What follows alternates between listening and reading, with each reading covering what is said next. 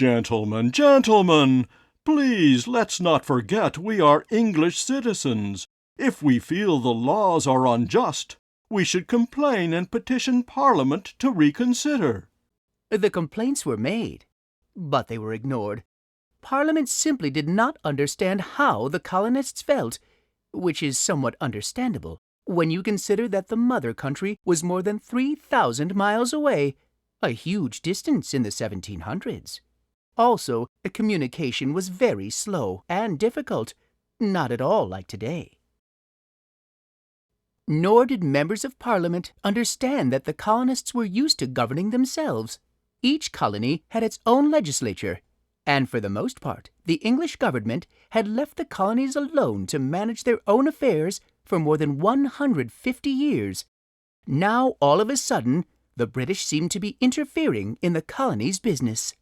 In any event, the new taxes did little to reduce Great Britain's war debts. So Parliament announced more taxes and regulations on the colonies, despite colonial objections. One was the Stamp Act tax. It required that only special, very expensive stamped paper could be used for many kinds of documents: newspapers, contracts, pamphlets, magazines, and more.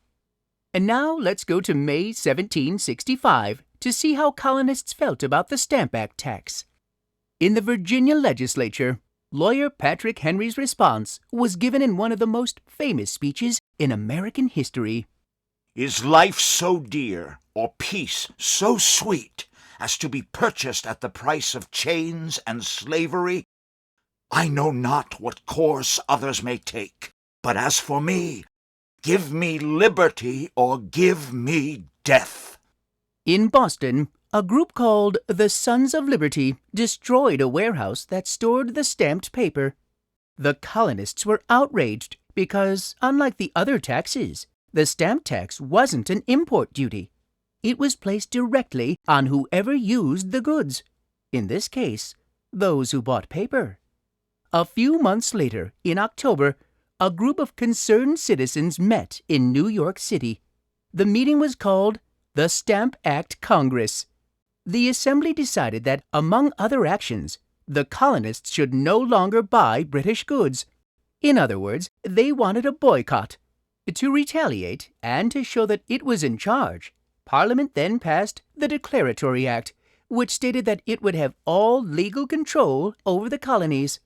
And not only that, the so-called Townshend Acts dissolved the Massachusetts legislature, to which many militant colonial leaders belonged, and threatened to close down others. On top of that, even more taxes were passed. Moreover, the British military leader in New York, General Thomas Gage, was ordered to prepare his troops to enter Boston in case there was any trouble. And trouble there was. So the soldiers marched into Boston in 1768. As you can imagine, the colonists were very upset about that.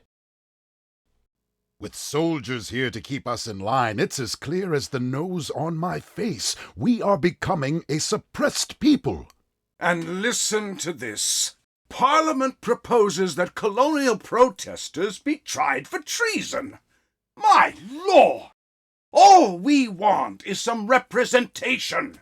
That's not treasonous. That's our right as British citizens.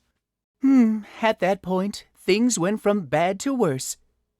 Let's move on to March 5th, 1770, the date of the so-called Boston Massacre.